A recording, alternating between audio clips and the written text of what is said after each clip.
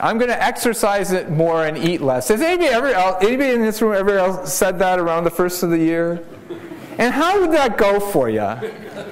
I said, you know, I've said this year after year, and I want to have something that creates urgency for me to do some of these things. So I said, okay. I've actually watched the Twin Cities Marathon go by, which is actually tomorrow, go by several times. We would stop on our way to church, and we'd sit and watch the marathon for half an hour, and then we'd go on. And unfortunately for me, we were watching about mile 12. Because, you know, everybody looks pretty damn good at mile 12. If I'd have watched at mile 24, I might never have run a marathon. But anyway, I watched at mile 12. I thought, that would be really cool. And it's cool for lots of reasons. It seemed like a really neat thing to be a part of. So I said, I'm going to run a marathon. And I had a couple friends who was sort of a convergence. They were going to run marathons too, and we decided to do it. I was going to do Grandma's Marathon in June of 1996.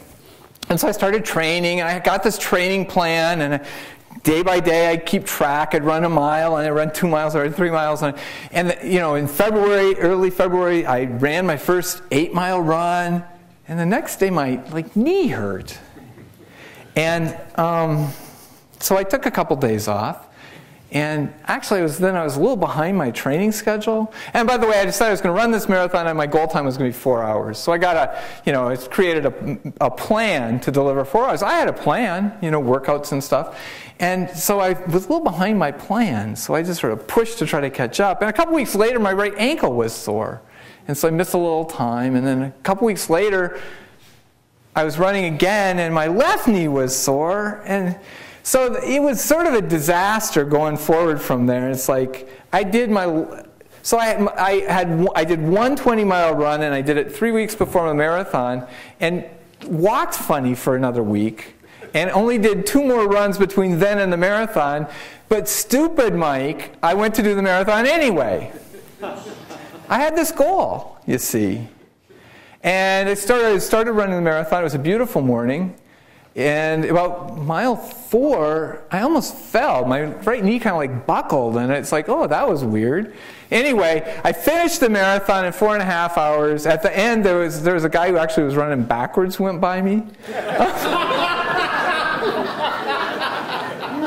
I finished the marathon in 4 hours and 25 minutes. I've had way worse times. Bill Bellows can tell you about that.